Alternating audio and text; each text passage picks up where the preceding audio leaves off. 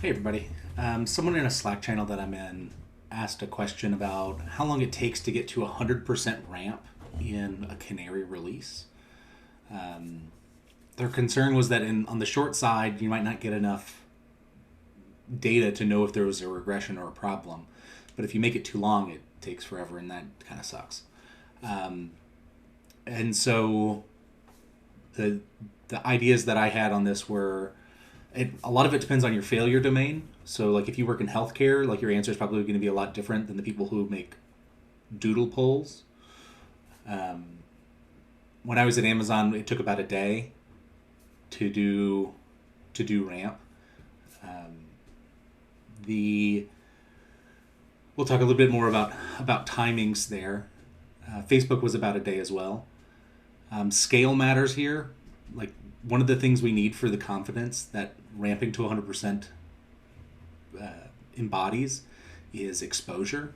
So if you only get one request an hour, it's going to take a lot of time before you feel confident that you've hit all of the code paths that might be broken. Synthetic alarms, which I have a video on, can also help with that.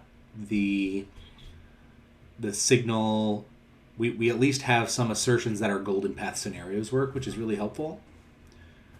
And I've seen ramp happen in a few different ways at the different companies I've been in. One of them is like YOLO. We'll just deploy everything as quickly as possible. That has the largest blast radius.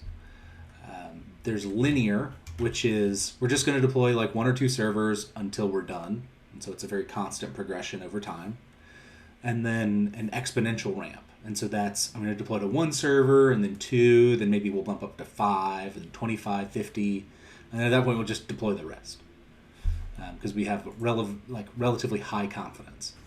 And so maybe during each of those pauses, we might wait an hour, thereabouts, to make sure, like, okay, we deployed to a server, wait an hour, is that server still healthy? Yes, good, proceed.